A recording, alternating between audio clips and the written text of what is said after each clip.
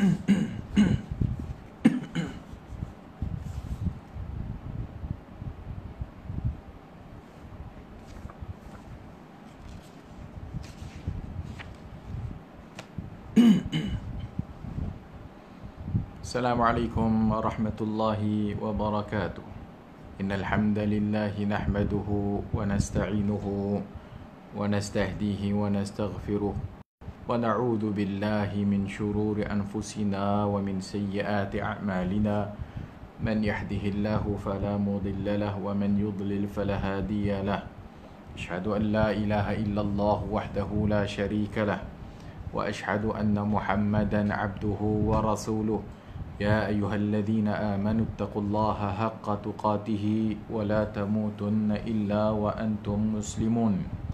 يا أيها الذين آمنوا اتقوا الله وقولوا قولا سديدا يصلح لكم أعمالكم ويغفر لكم ذنوبكم ومن يطع الله ورسوله فقد فاز فوزا عظيما. أما بعد، فإن أصدق الحديث كتاب الله وخير الهدي هدي محمد صلى الله عليه وآله وسلم وشر الأمور محدثاتها وكل محدثة بدعة وكل بدعة ضلالة وكل ضلالة في النار أو كما قال صلى الله عليه وآله وسلم. Alhamdulillah, bersyukur kepada Allah Azza wa Jalla kerana bertemu lagi pada malam ini. Mudah-mudahan Allah Subhanahu wa Ta'ala merahmati kita dan mudah-mudahan Allah Subhanahu wa Ta'ala mengurniakan ilmu dan kefahaman yang sahih terhadap kitab Allah dan sunnah Rasulullah sallallahu alaihi wa alihi wasallam di zaman di mana Al-Quran dan sunnah Rasulullah sallallahu alaihi wa alihi wasallam banyak difahami dengan hawa nafsu, banyak difahami dengan akal fikiran semata-mata tanpa berlandaskan kepada dalil dan tanpa berlandaskan kepada kefahaman para salaf, itu para sahabat Rasulullah sallallahu alaihi wasallam radhiyallahu anhum ajma'in. Dan mudah-mudahan Allah Subhanahu wa Ta'ala memberikan kita ilmu yang boleh membezakan di antara hak dengan batil, dan mudah-mudahan kita dimasukkan oleh Allah Subhanahu wa Ta'ala ke dalam syurganya, insya-Allah. Pada malam ini kita sambung Mukhtarat, iaitu kitab ringkasan daripada Iqtida' Siratul Mustaqim, iaitu menelusuri jalan yang lurus yang menyelisihi jalan-jalan Ashabul Jahim, yang menyelisihi jalan-jalan ahli neraka. Dan telah pun kita masuk pada malam ini perbahasan bab yang ke-18 yang tajuknya hari-hari besar berkenaan dengan tempat tertentu. Hari-hari besar berkenaan dengan tempat tertentu. Ia sebagai suatu lanjutan daripada bab-bab yang sebelum, iaitu bab-bab yang telah pun kita baca dan telah pun kita sebutkan, iaitu tentang hari-hari besar ataupun hari-hari yang dijadikan perayaan. Dan hari ini dia sebut tentang hari-hari besar yang berkaitan dengan tempat. Hari-hari besar yang berkaitan dengan tempat, maksudnya iaitu hari-hari besar yang diagungkan ataupun yang dirayakan di tempat-tempat tertentu. Walaupun telah pun kita sebutkan secara juga pada bab-bab yang lalu, telah pun disebut juga secara ringkas. Katanya hari-hari besar berkenaan dengan tempat tertentu ada beberapa macam. Katanya yang pertama adalah hari besar yang tidak ditentukan secara khusus dalam syariat. Hari-hari besar yang tidak ditentukan secara khusus dalam syariat. Misalnya ketika Nabi sallallahu alaihi wasallam pernah bertanya, apakah ini tempat berhala kaum musyrik Arab atau di tempat perayaan hari besar mereka? Hadis ini telah pun kita baca pada bab yang lalu, apabila seorang sahabat ingin bernazar untuk melakukan sembelihan, maka Nabi SAW bertanya kepada orang yang nak bernazar untuk menyembelih korbannya itu, adakah di sana mereka pernah menyembah patung ataupun menyembah berhala-berhala mereka, atau di tempat perayaan hari besar mereka itu. Kepada orang yang bernazar menyembelih haiwan korban di Buana, suatu nama tempat, orang itu menjawab bahawa tempat itu bukan tempat berhala, iaitu bukan tempat dijadikan tempat sembahan untuk berhala, atau bukan tempat perayaan hari besar mereka. Maka dengan dua jawapan yang dinyatakan tersebut, maka Nabi SAW pun menyatakan, kalau begitu tunaikanlah nazarmu. Kalau begitu tunaikanlah nazarmu. Hadis Abu Daud dengan sanad yang mengikut syarat Al-Bukhari dan Muslim. So hadis ini telah kita syarah pada bab yang lalu, iaitu walaupun tempat tersebut kalau sekiranya pernah dijadikan sembahan untuk berhala, ataupun tempat tersebut pernah dijadikan untuk merayakan perayaan-perayaan orang-orang kafir musyrik, tempat yang mereka membesarkan dan mengagungkan selain Allah Azza wa Jalla, maka ianya tidak dibenarkan oleh Nabi SAW. Apabila dijawab oleh sahabat terbabit bahawasanya tempat tersebut tidak ada dua ciri yang dinyatakan ataupun yang ditanya oleh Nabi tersebut, maka Nabi SAW baru menyatakan bahawasanya maka tunaikanlah nazarmu. Berikutnya, contoh lain adalah sabda Nabi SAW,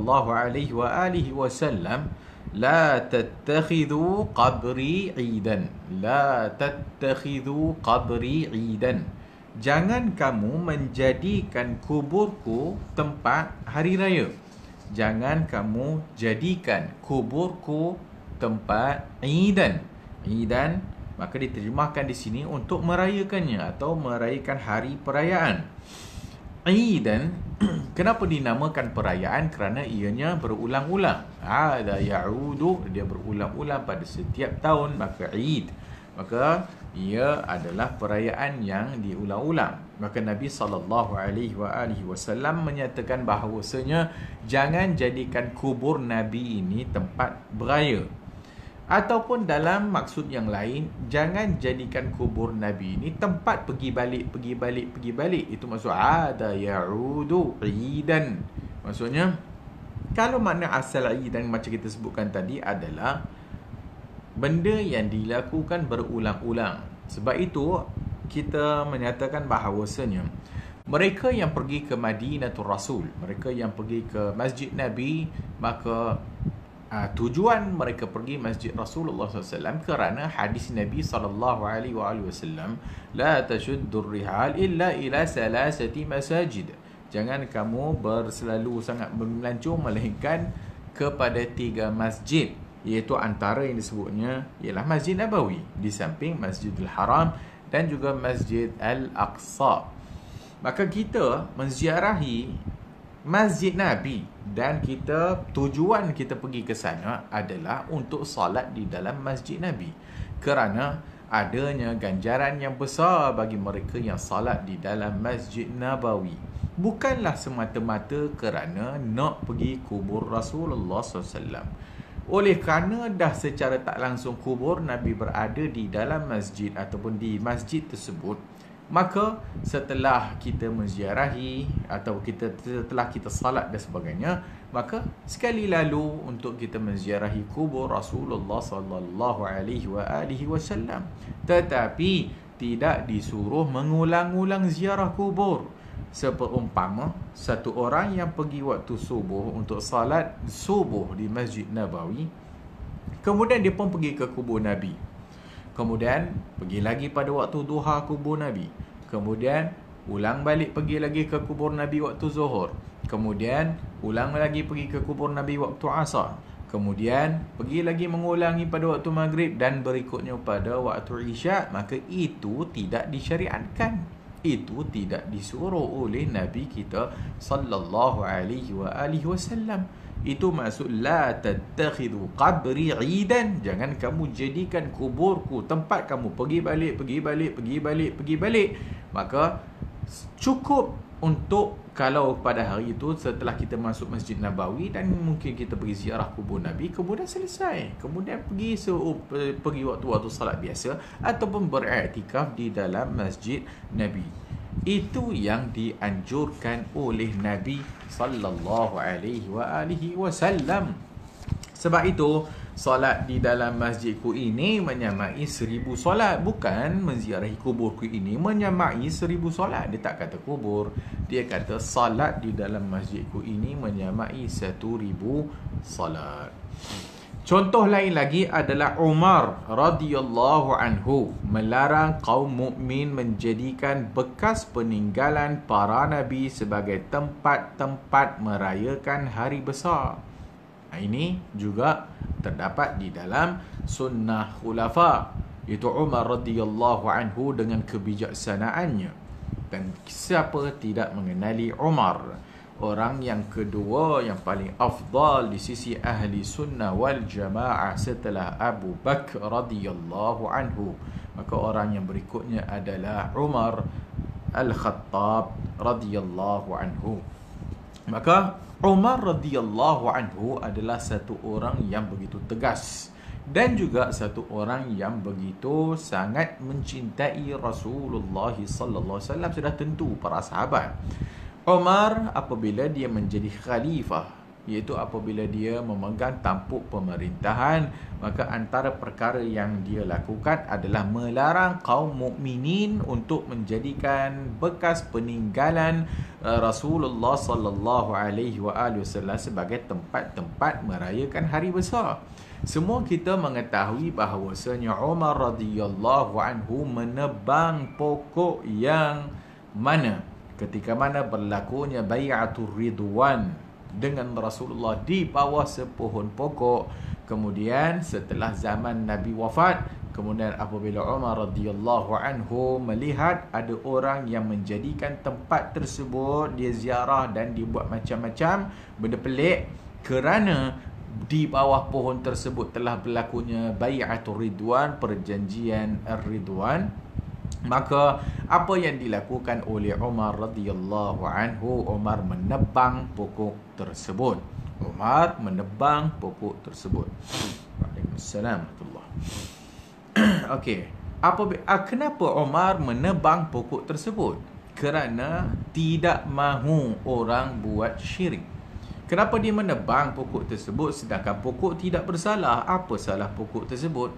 Bahkan kalau cara fikir orang zaman sekarang, mungkin dia kata, kenapa perlu dicantas? Kenapa perlu ditebang?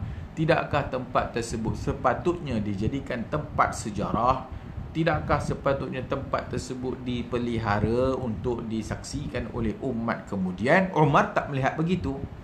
Umar tidak melihat begitu. Umar melihat sebaliknya. Tempat tersebut berpotensi untuk orang melakukan khurafat.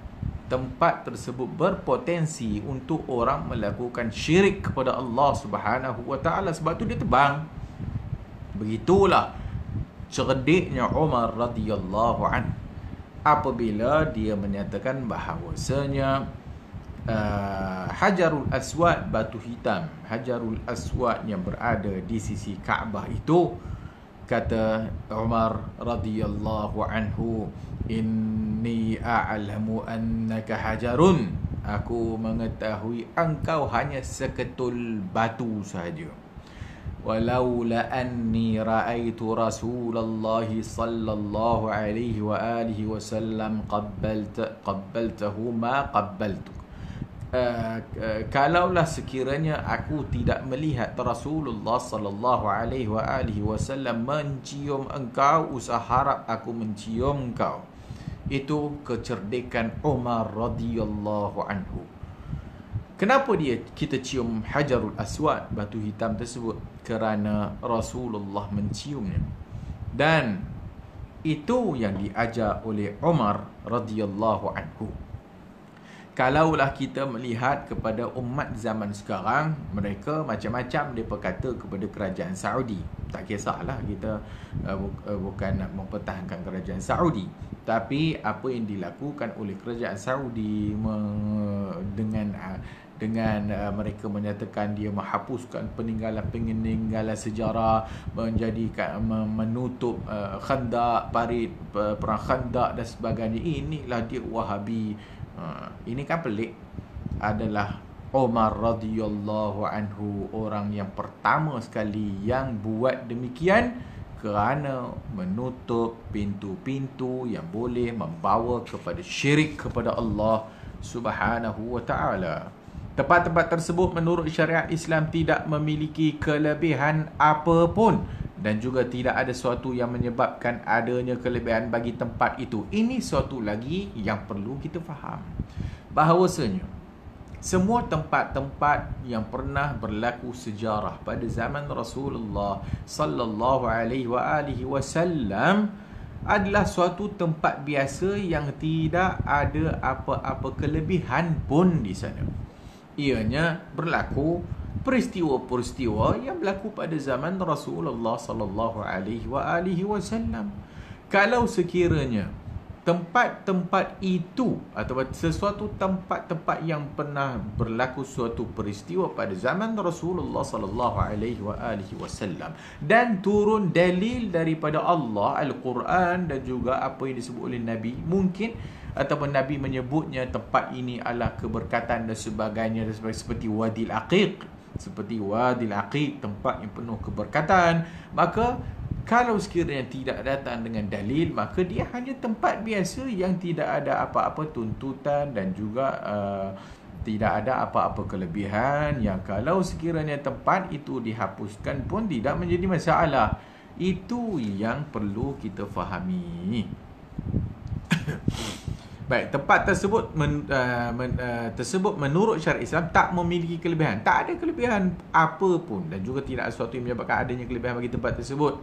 Sebagai orang mungkin dia panjat Gua Hira, panjat sana, kemudian dah sampai atas sana, kemudian bersalat-salat kat batu, kemudian bernazar kat batu, menulis nazar mereka di batu-batu di atas sana, kemudian beratur panjang untuk solat 2 rakaat dalam Gua Hira tersebut. Itu semua tak ada dalil, tak datang dalil yang menyatakan kelebihan tempat tersebut.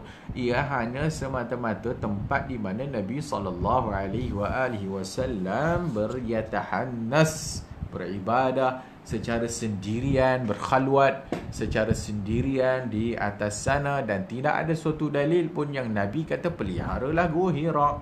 Ada Gua Hira ini adalah gua yang diberkati, para siapa yang salat 2 rakaat di dalamnya akan mendapat kelebihan sekian dan sekian. Tak ada satu dalil pun.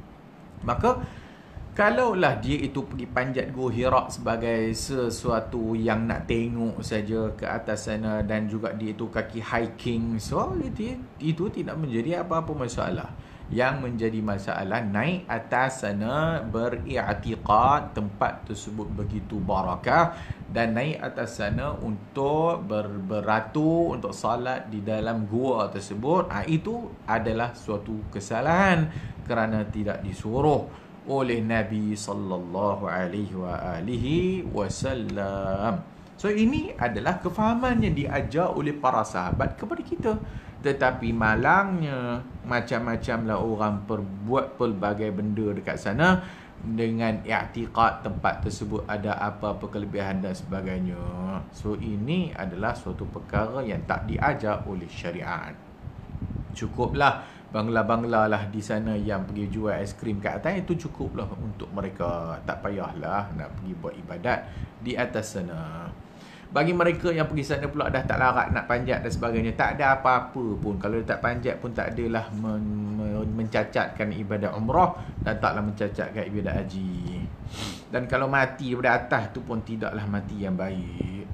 Baik, berikutnya, tempat-tempat tersebut sama saja dengan tempat-tempat lainnya. Dengan demikian, sengaja pergi ke tempat tertentu semacam itu atau sengaja berkumpul di tempat itu untuk melakukan salat, doa bersama atau zikir bersama beramai-ramai, dan lain sebagainya adalah perbuatan yang jelas-jelas sesat. Kemudian, mengkhususkan tempat-tempat yang merupakan peninggalan orang kafir. Mengkhususkan tempat-tempat peninggalan orang kafir seperti kaum Yahudi, Nasrani dan kaum lainnya adalah perbuatan yang lebih buruk dan termasuk dalam kategori perbuatan yang dibahas dalam bab ini dan bab sebelumnya, iaitu tasyabbuh bil kuffar, iaitu menyerupai orang-orang kafir, iaitu meniru golongan kafir. Dan tempat-tempat untuk merayakan hari-hari besar tidak dapat disebutkan di sini satu persatu sebab banyak sekali. Kerana boleh berubah oleh perubahan zaman dan biasanya berlaku terbatas. Akan tetapi hari-hari besar berkenaan dengan tempat-tempat tertentu lebih buruk daripada yang dibicarakan pada bab yang sebelumnya.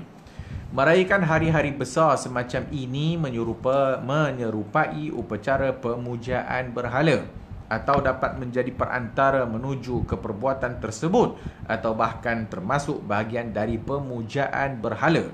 Para penyembah berhala biasanya melakukan pemujaan di tempat tertentu kerana mempercayai keutamaan tempat tersebut dengan adanya berhala atau benda lain di tempat itu. Baik, kenapa orang menyembah berhala dan menjadikan suatu tempat itu tempat keramat?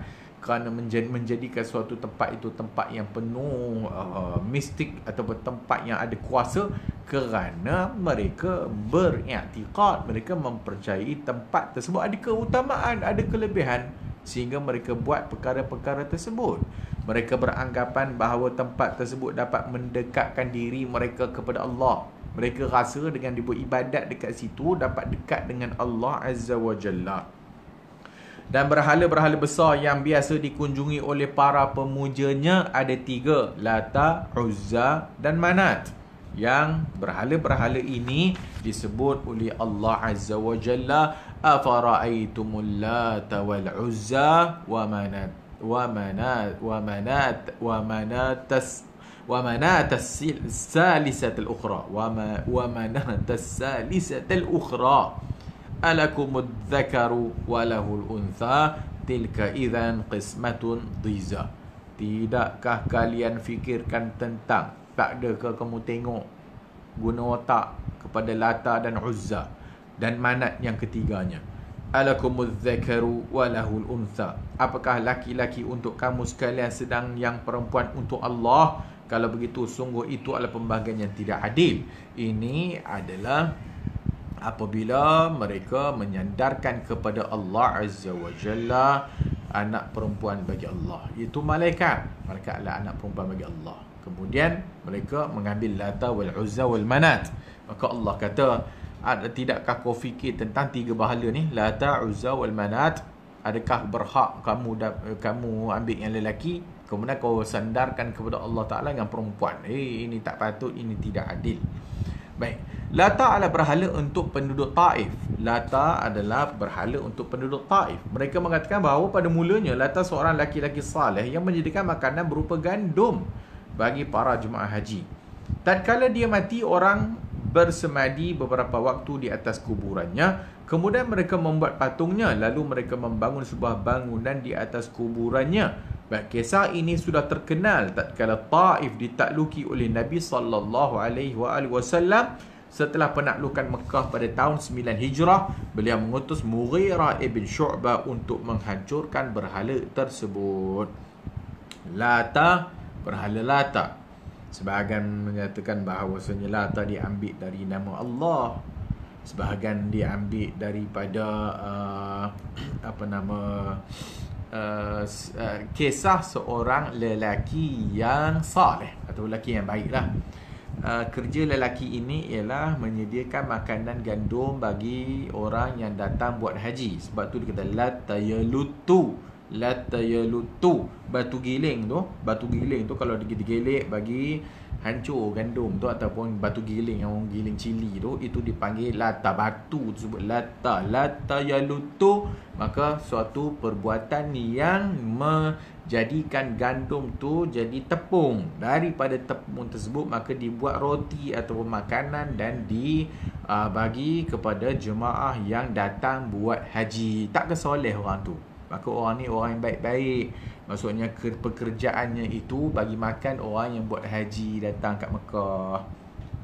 Setelah matinya kawan ni tadi, maka dia kata bahawasanya batu giling tu yang diambil untuk disembah, itu asal Lata. Ataupun mereka mengukir patung berbentuk lelaki yang saleh tersebut yang kerjanya tadi itu memberi makan orang yang buat haji. Kemudian Nabi mengutuskan Mughirah ibn Syu'bah untuk menghancurkan berhala ini. Baik, yang kedua Uzza berhala untuk penduduk Mekah. Di sana terdapat sebuah pohon tempat penduduk Mekah menyembelih hewan korban. Pokok ni dipanggil Uzza. Sebahagian kata Uzza datang daripada Al-Aziz, nama Allah. Sebahagian kata ia pokok. Uzza pokok asalnya. Pokok ni apa? Pokok ni ada satu orang perempuan tukang sihir. Perempuan tukang sihir yang berkhidmat kat pokok ni. Maksudnya dia jaga kat pokok ni, kemudian dia mengajak orang datang kat pokok ini, kemudian beribadat, i'tikaf dan sebagainya, buat sesuatu ibadat ataupun ritual dekat pokok ni, Al-Uzza. Kemudian Nabi SAW waktu penaklukan Mekah, Nabi mengutuskan Khalid ibn Al-Walid ke tempat itu untuk membinasakan pokoknya. Baik, setelah itu baru Nabi membagi harta rampasan. Maka diceritakan bahawasanya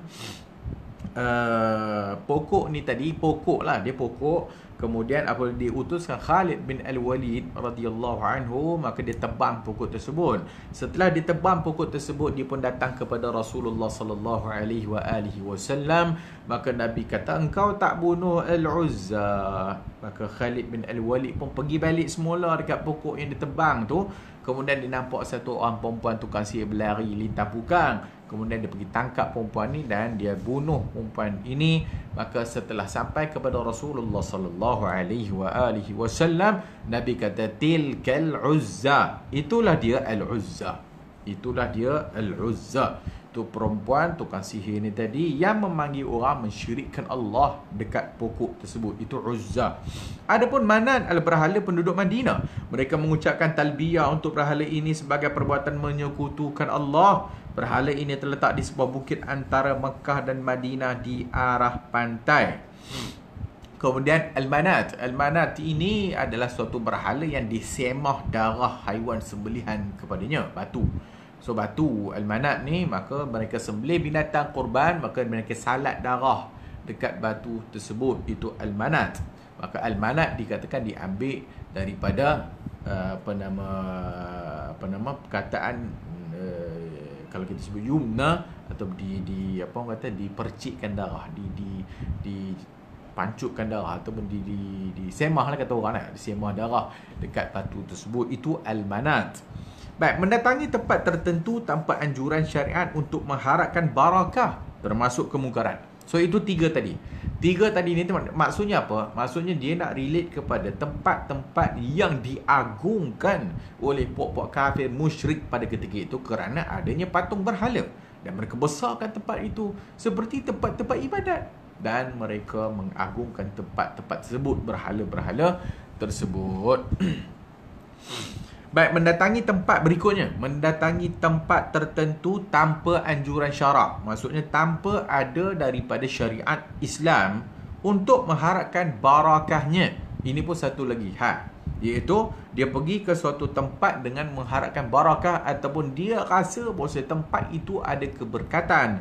Yang ini juga termasuk kemungkaran.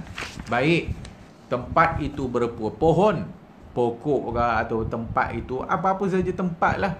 Maka pergi kat tempat pokok besar, pergi dekat busut, pergi kat batu besar, pergi dekat tepi pantai umpamanya, dan dia beriktikad bahawasanya tempat tersebut barakah, ada keberkatan, sangat ajaib, sangat bagus tempat tersebut, sehingga mereka datang untuk salat dan berdoa dekat situ, mereka zikir dekat situ, mereka khususkan baca Al-Quran dekat situ, atau melakukan upacara peribadatan khusus yang lainnya. Semua ini adalah kemungkaran. Hal ini lebih buruk dari itu.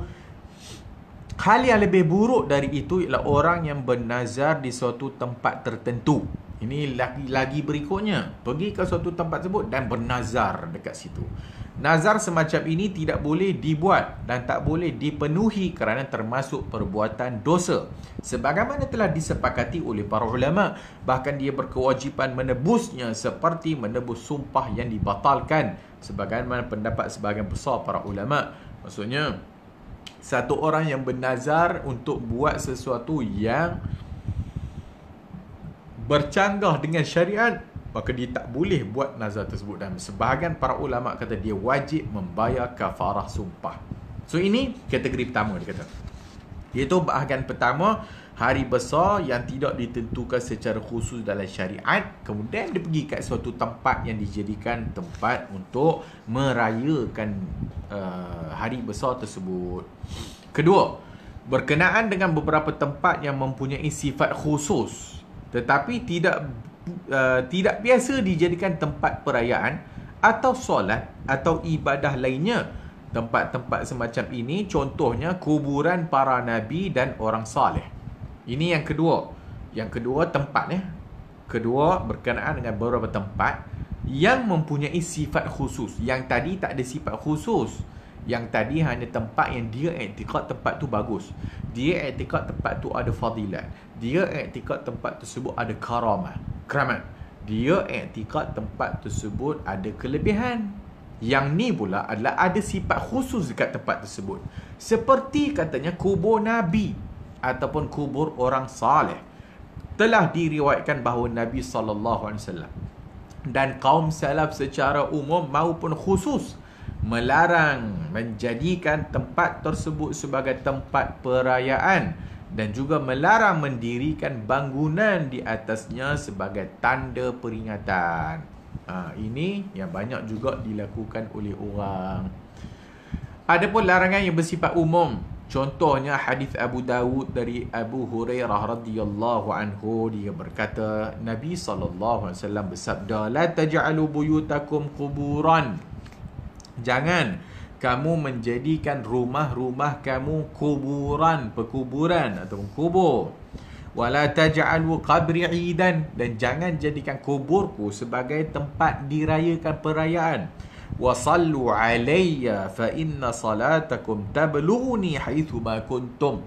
Salawatlah kamu ke atasku kerana salatakum tablughuni akan sampai kepadaku haitsu ma kuntum, mana saja yang kamu berada. Hadis ini hasan. Baik, masuk hadis tersebut ialah larangan menjadikan kuburan Nabi SAW sebagai tempat perayaan hari besar. Kemudian, hadis di atas juga menjelaskan bahawa kuburan Nabi SAW adalah kuburan yang terbaik di muka bumi ini. Sekalipun demikian, beliau melarang menjadikan kuburan beliau sebagai tempat perayaan. Semua kita tahu bahawasanya kubur Nabi dah tentulah kubur yang terbaik dah. Tak ada siapa yang kata kubur orang lebih baik kubur Nabi. Walaupun demikian, Nabi SAW tak bagi buat perayaan dan apa-apa ritual dekat kubur Nabi, kubur baginda. Apalagi kuburan-kuburan yang lain pasti lebih terlarang. Kalau dah kubur Nabi pun tak boleh buat. Kalaulah dah kubur Nabi pun Nabi tak buat demikian.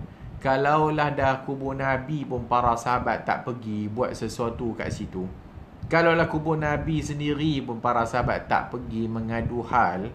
Mereka tak pergi ke kubur Nabi mengadu apa yang terjadi dalam perang Jamal dan perang Siffin antara orang-orang Islam. Apatah lagi kubur selain daripada Nabi. Apatah lagi kubur Ustaz A, kubur Ustaz B, kubur Ustaz C.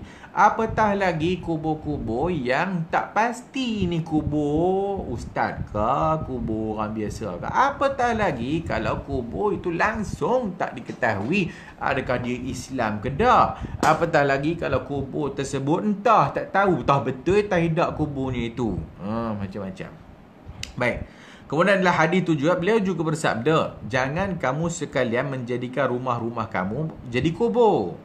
Maksudnya, jangan kalian menjadikan rumah-rumah kalian seperti kuburan yang sepi dari salat-salat sunat, berdoa dan baca Al-Quran. Itu yang dipahami daripada hadis itu. Nabi kata jangan jadikan rumah-rumah kamu macam kubur. Maksudnya, jangan jadikan rumah kamu tak ada di dalam salat. Jangan jadikan rumah kamu tak ada di dalamnya zikir. Jangan jadikan rumah kamu tak ada di dalamnya baca Al-Quran. Itu kubur namanya. Kubur. Sebab tu kubur orang tak baca Quran sepatutnya. Sebab tu kubur bukan tempat solat. Nabi tak bagi solat atas kubur. Nabi tak pernah pun sebut boleh disyariatkan baca Al-Quran. Hanya sahaja yang Nabi ingatkan kepada kita dan ajarkan kepada kita adalah hadis Ummul Mukminin Aisyah radhiyallahu anha. Ketika mana Nabi SAW menyatakan, wahai Aisyah, sesungguhnya Nabi suruh Aisyah menziarahi kubur pada satu malam. Aisyah radhiyallahu anha kehilangan Nabi. Maksudnya dia terjaga pada waktu malam, teraba-raba Nabi tak ada. Rupa-rupanya Nabi pergi Baqi'. Apabila dalam perjalanan, Aisyah radhiyallahu anha buat tidur. Kemudian Nabi SAW kata, wahai Aisyah, Allah kirim salam kat engkau. Kemudian Nabi kata, Allah memerintahkan engkau untuk pergi ziarah perkuburan Baqi'. Setelah itu, apa yang Aisyah tanya kepada Rasulullah? Ini satu lagi Ummul Mukminin yang begitu cerdik sekali. Ummul Mukminin, faqihatun nisa'il alamin, perempuan yang paling faqih atas muka bumi ni Aisyah radhiyallahu anha. Maka Aisyah pun dengan kecerdikannya bertanya kepada Nabi, madza, apa yang perlu aku baca wahai Nabi? Apa perlu aku buat bila ziarah kubur tu? Apa yang perlu aku buat? Maka Aisyah radhiyallahu anha apabila ditanya kepada Nabi SAW, kemudian Nabi pun kata, quli, ucapkanlah wahai Aisyah, assalamualaikum ya ahla diyari minal muslimin al mu'minin wa inna insyaallah bikum lalahiqun. Bagi salam kepada penghuni kubur dan insya-Allah kami akan menyusul. Maka didoakan kepada penghuni kubur. Stop. Takat tu saja. Nabi tak suruh Aisyah Nabi tak suruh Aisyah baca Al-Baqarah. Nabi tak suruh Aisyah radhiyallahu anha baca Qul huwallahu ahad. Nabi tak suruh Aisyah baca Al-Fatihah. Nabi kata bila ditanya oleh Aisyah nak baca apa, nak cakap apa, nak buat apa, hanya Nabi bagi tahu doa kepada penghuni kubur. Itu saja. Dan tak ada dalam syariat Islam selain daripada hadis ini untuk kita melakukan sesuatu ibadat yang khusus yang lainnya. Ditambah lagi di sana ada hadis yang melarang kita solat di perkuburan. Solat di kubur tak boleh, hukumnya haram. Yang boleh solat kat kubur ni satu keadaan saja, iaitu solat mayat. Ketika mana kita tidak dan untuk solat mayat di mungkin selain kubur. Bila dah sampai kubur, kita tengok mayat dah ditanam dan kita belum sempat untuk solat jenazah, maka itu sahaja solat yang dibenarkan di atas perkuburan. Selain daripada itu tidak dibenarkan. Dah solat pun tak boleh, apatah lagi baca Quran, apatah lagi zikir dan sebagainya. Sebab itu Nabi kata tadi, jangan jadi rumah macam kubur, kerana setan lari daripada rumah yang tidak dibaca di dalamnya surah Al-Baqarah. Setan lari di rumah tak dibaca surah Al-Baqarah. Yang sebelum Nabi kata jangan jadi macam kubur. Maksudnya kubur bukan tempat baca Al-Baqarah. Kubur bukan tempat baca Al-Quran. Maka Rasulullah menyuruh menyemarakkan rumah dengan banyak ibadat dan melarang menjadikan macam kubur. Itu kosong, sunyi.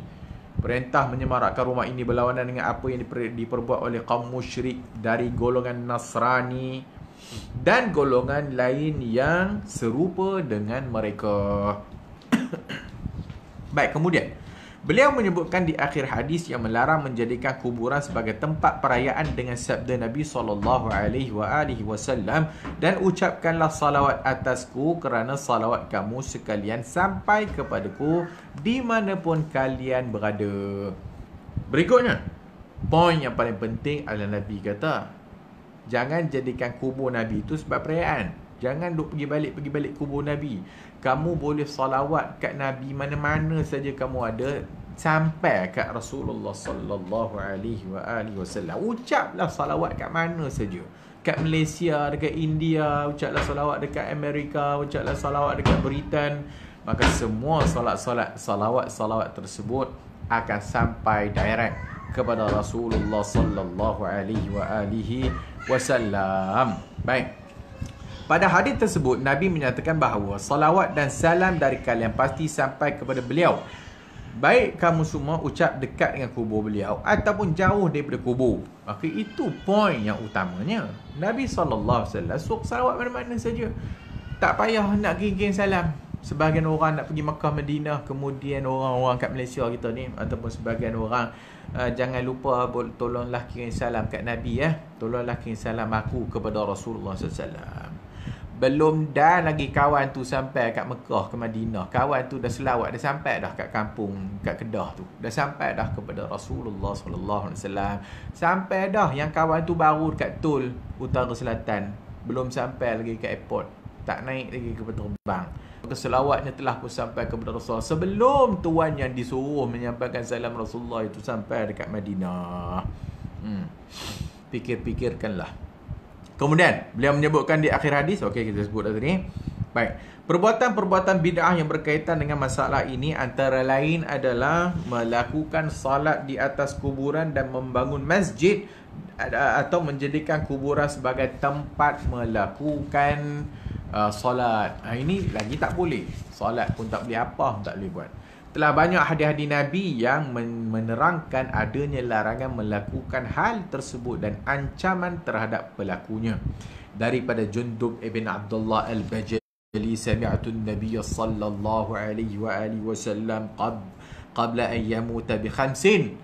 Adalah Jundub ibn Abdullah al-Bajali mendengar Nabi sallallahu alaihi wasallam sebelum Nabi wafat 5 hari.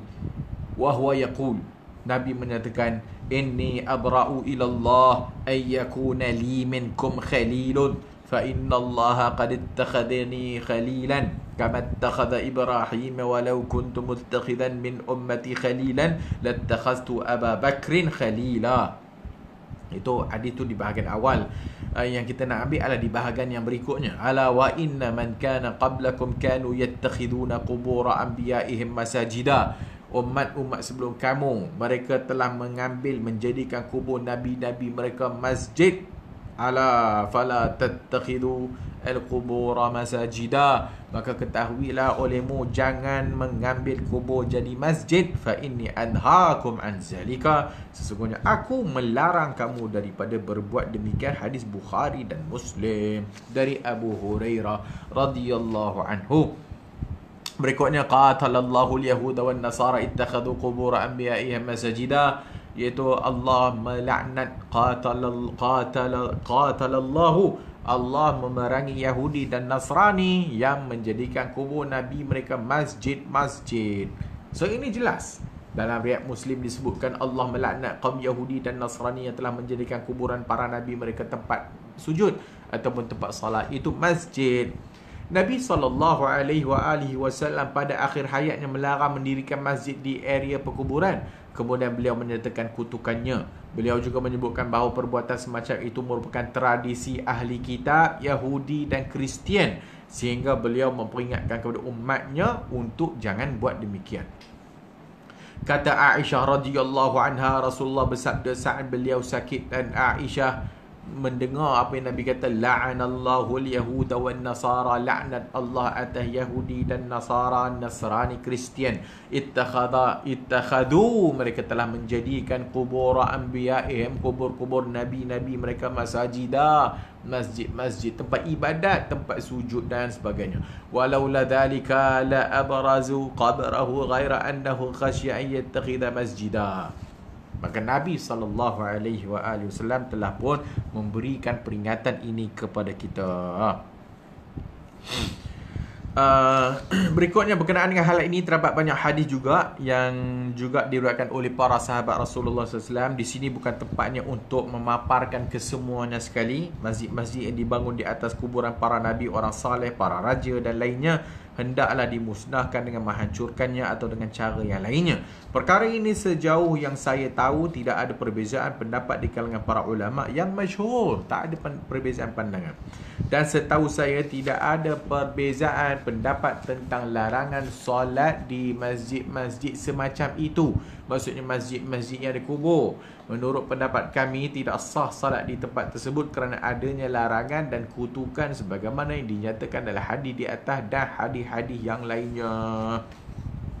Kata Ibn Taymiyah, maka tidak sah. Bahkan mazhab Imam Ahmad ibn Hanbal bahawa salat di masjid yang ada di dalamnya kubur hukumnya adalah tidak sah. Ada pun sebahagian para ulama yang lain menyatakan bahawasanya makruh, berdosa. Adapun sengaja melakukan solat di kuburan sebagian Nabi ataupun sengaja solat dekat kubur orang saleh dengan maksud mencari keberkatan tempat tersebut, maka perbuatan semacam ini merupakan perbuatan menentang Allah dan Rasulnya dan menyelisih agamanya serta melakukan bid'ah yang tidak pernah dibenarkan oleh Allah. Sungguh kaum muslimin telah sepakat bahawa berdasarkan ketentuan pokok ajaran Rasulullah sallallahu alaihi wasallam bahawa salat di atas kuburan mana pun merupakan perbuatan yang tidak ada nilai kebaikannya, bahkan bernilai keburukan. Kuburan sebenarnya bukan merupakan tempat yang mempunyai nilai kebajikan. Kaum Nasrani telah mengagungkan para nabi mereka dengan cara memuja dan memuja patung-patungnya. Sedangkan kaum Yahudi telah melecehkan para nabi mereka sampai-sampai mereka membunuhnya. Ini dua puak ni. Adapun umat Muslim, umat yang pertengahan, yang mengerti martabat dan kehormatan para nabi mereka dan tidak bersikap berlebih-lebihan, ghulu, melampau seperti yang ditunjukkan oleh kaum Nasrani, dan tidak pula menjadikan nabi-nabi itu adalah tempat cemuhan ataupun sehingga dibunuh seperti kaum Yahudi. Pada hadis sahih yang diriwayatkan oleh Nabi sallallahu alaihi wasallam, la tutruni kama atratin nasara Isa bin Maryam wa innama ana abdun faqulu abdullahi wa rasuluhu. Dan hadis Bukhari, jangan kamu jangan kamu memuliakan, jangan kamu menghormati diriku sebagaimana Nasrani menghormati Isa ibn Maryam. Kerana aku hanyalah ana abdun, aku hanyalah hamba Allah. Maka hendaklah kamu menyatakan Abdullah, hamba Allah, wa rasuluhu, hambanya dan rasulnya. Ini kecantikan syariat Nabi sallallahu alaihi wasallam. Orang yang berpendapat bahawa salat di tempat tertentu memberikan rahmat lebih banyak daripada salat di tempat lain, maka melakukan salat di tempat tersebut menjadikan ia murtad.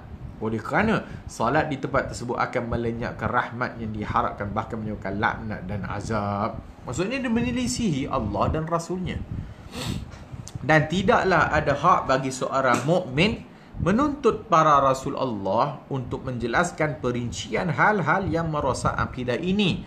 Akan tetapi justru ia berkewajiban untuk mentaati mereka sepenuhnya sebagaimana firman Allah dalam surah An-Nisa ayat 64 dan 80, wa ma arsalna min rasulin illa liyuta'a biiznillah man yuti'ir rasul faqad ata'a Allah.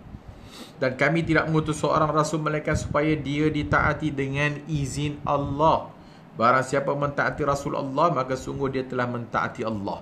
Maka tak ada hak untuk umatnya minta kat Nabi perincikan benda yang Nabi tak perincikan. Dan patutnya telah pun difahami daripada hadis-hadis yang kita bacakan tadi, dan banyak hadis yang lain lagi. Dan juga perlu ambil perlu menggunakan akal, fikiran, dan cuba berfikir dan cuba lihat apa yang dilakukan oleh para sahabat Rasulullah sallallahu alaihi wasallam. Sebab tu banyak kali kita nyatakan bahawasanya benda yang sahabat tak buat, sedangkan pada ketika itu tidak ada halangan untuk sahabat melakukannya, tapi sahabat tak buat, menunjukkan ianya suatu yang tidak disyariatkan dalam Islam, menunjukkan ia suatu yang tak disyariatkan dalam Islam.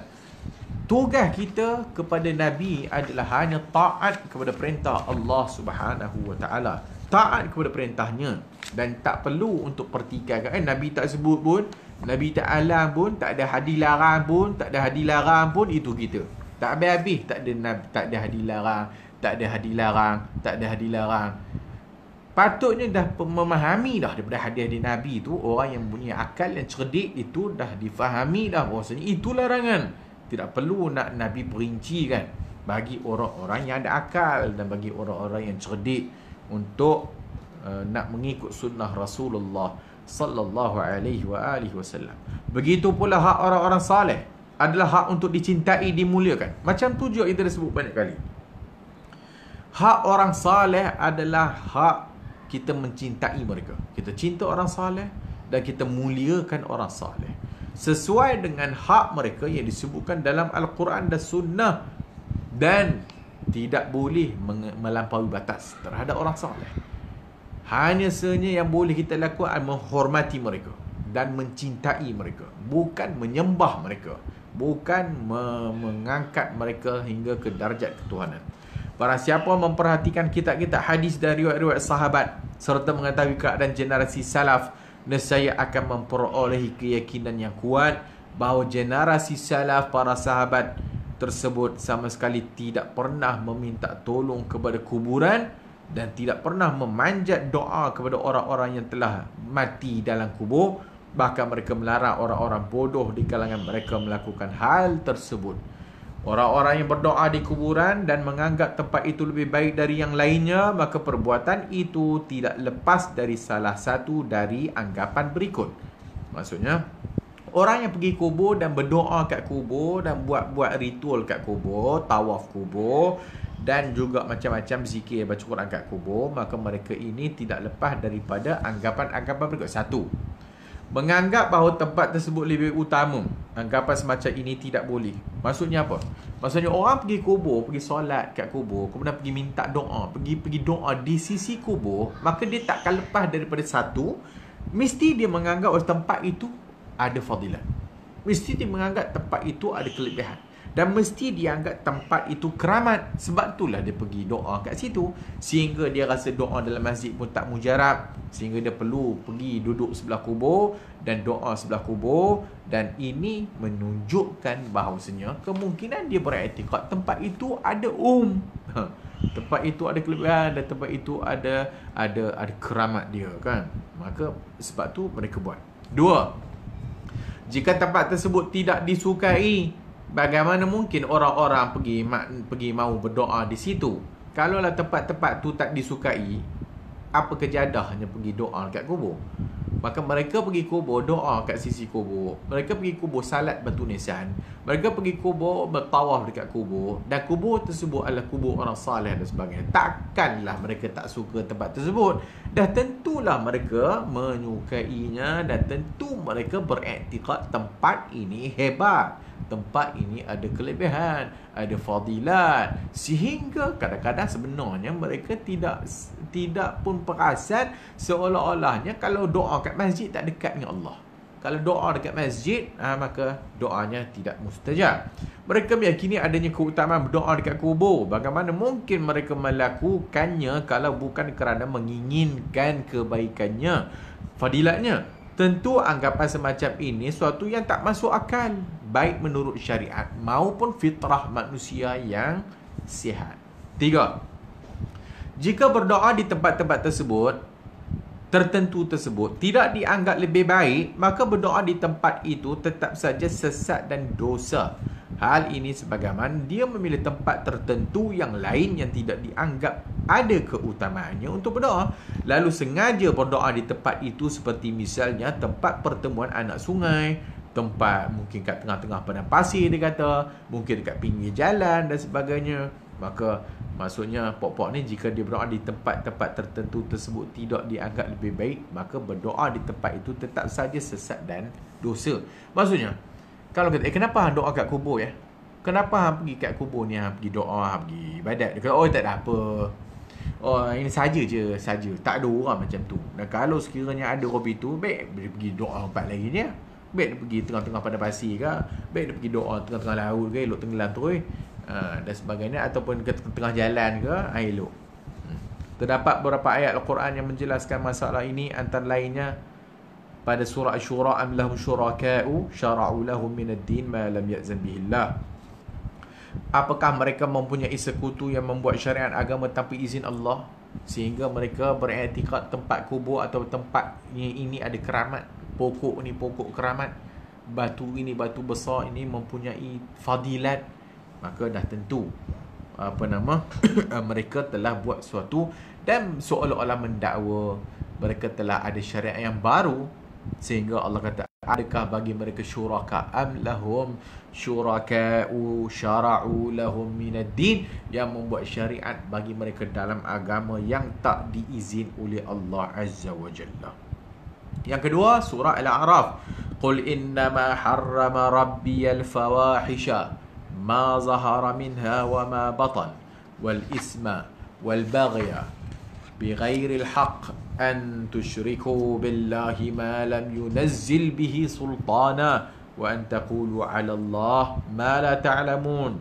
Katakanlah, wahai Muhammad, Tuhanku hanya mengharamkan semua yang keji, baik yang nyata maupun yang tersembunyi, perbuatan dosa dan melakukan kezaliman tanpa hak, serta melarang kamu menyekutukan Allah dengan sesuatu yang Dia tidak menurunkan kekuasaan sedikit pun, dan mengharamkan kamu mengatakan sesuatu atas nama Allah benda yang kamu tidak tahu. Seolah-olahnya orang yang menjadikan suatu tempat itu ada kelebihan dan membesarkan tempat itu dan merayakan perayaan-perayaan yang tertentu dekat tempat tersebut, seolah-olahnya dia merasakan bahawasanya tempat itu ada fadilat, maka itu yang disebut oleh ayat. Tempat yang tak pernah Allah bagi izin. Dan juga memandai-mandai dalam agama, wa antaqulu 'ala Allah ma la ta'lamun, iaitu kamu berkata atau kamu menyatakan sesuatu dalam agama benda yang kamu tak tahu. Kamu menyatakan tentang Allah sesuatu yang kamu tidak tahu, maka ada ancaman dan ianya haram. Dan beribadah di kuburan termasuk perbuatan menyekutukan Allah dengan sesuatu yang sama sekali tidak dapat memberikan kekuasaan, kerana Allah tidak pernah memberikan hujah yang berisikan pembenaran yang ada menyatakan ianya berdoa suatu kebenaran, berdoa atas kubur-kubur dan keutamaan tempat tersebut dari yang lainnya. Maka barang siapa berbuat demikian dengan anggapan termasuk ajaran agama Allah Azza wa Jalla, maka hal tersebut termasuk berdusta atas nama Allah, dan ia merupakan suatu dosa yang besar di sisi Allah Subhanahu wa ta'ala. Maka ini kesimpulan daripada bab yang kita baca, itu bab 18, hari-hari besar berkenaan dengan tempat tertentu. Maksudnya merayakan suatu perayaan dengan menjadikan sesuatu tempat tertentu sebagai suatu tempat yang ada kelebihan, atau suatu tempat yang ada barakah, ada suatu tempat yang ada keramat dan sebagainya. Maka semua ini harus difahami bahawa ia tidak datang dengan syariat Nabi kita Muhammad sallallahu alaihi wasallam. Maka kalau sekiranya kita tidak membaca hadis-hadis Nabi ini, bahkan kalau baca saja tidak memahaminya dengan pemahaman yang difahami oleh para sahabat Rasulullah sallallahu alaihi wasallam, maka sudah tentu kita juga akan termasuk di dalam penyerupaan kepada orang-orang yang melakukan demikian, terutamanya kalau sekiranya ianya melibatkan penyerupaan seperti Yahudi dan Kristian, ataupun penyerupaan seperti orang-orang kafir. Maka itulah besarnya kesalahan dan dosanya di sisi Allah Subhanahu wa ta'ala. Sesungguhnya agama Islam telah pun lengkap dan telah pun sempurna yang diajar oleh Allah dalam Al-Quran dan disyarahkan atau diterangkan, dibawa oleh Nabi kita Muhammad sallallahu alaihi wasallam, dan juga telah pun dijelaskan dan ditunjukkan contohnya oleh para sahabat Nabi radhiyallahu anhum ajma'in, dan juga para ulama-ulama kita daripada dulu sehinggalah zaman kita pada hari ini. Mudah-mudahan Allah Subhanahu wa ta'ala memberi kefahaman yang jelas kepada kita tentang perkara ini, bahawasanya sesuatu hari itu tidak boleh dianggap perayaan dan tak boleh dianggap besar melainkan dengan dalil, dan tidak ada masa-masa tertentu yang dianggap besar dan dianggap kelebihan melainkan dengan dalil, dan tak ada tempat-tempat tertentu yang dianggap besar dan dianggap ada kelebihan melainkan mesti datangnya dengan dalil dari Al-Quran dan Sunnah Rasulullah sallallahu alaihi wasallam. Alhamdulillahi alal islami wa sunnah. Kita bersyukur kepada Allah Subhanahu wa ta'ala, segala puji bagi Allah Azza wa Jalla di atas Islam dan sunnah Rasulullah sallallahu alaihi wasallam yang telah ini kepada kita. Mudah-mudahan Allah Subhanahu wa taala memberikan kefahaman dan ilmu yang jelas kepada masyarakat kita, khususnya di Malaysia, dan juga mengampunkan dosa-dosa mereka yang telah pun terlajak ataupun mereka-mereka yang telah pun terhulu, telah termelampau, dan juga mudah-mudahan mereka kembali kepada petunjuk Rasulullah sallallahu alaihi wasallam dan petunjuk para salafus salih yang telah pun jelas dan telah pun ada di dalam kitab-kitab para ulama kita. Mudah-mudahan Allah merahmati. InsyaAllah pada kelas yang akan datang kita masuk di dalam bab yang ke-19, kesalahan alasan penyembah kuburan. Bab yang ke-19, rentetan ataupun sambungan kesinambungan dari bab yang 18 ni tadi. Itu tempat-tempat tertentu yang diagungkan dan dianggap keramat dan dianggap ada kelebihan. Maka kesalahan alasan penyembah kubur, iaitu kita akan melihat bagaimana alasan-alasan tukang-tukang duk sembah kubur ni, apakah alasan-alasan mereka, insya-Allah pada kelas yang akan datang. Wallahu a'lamu bis-shawab. Insya-Allah kita jumpa lagi. Subhanakallahumma wa bihamdika asyhadu an la ilaha illa anta astaghfiruka wa atubu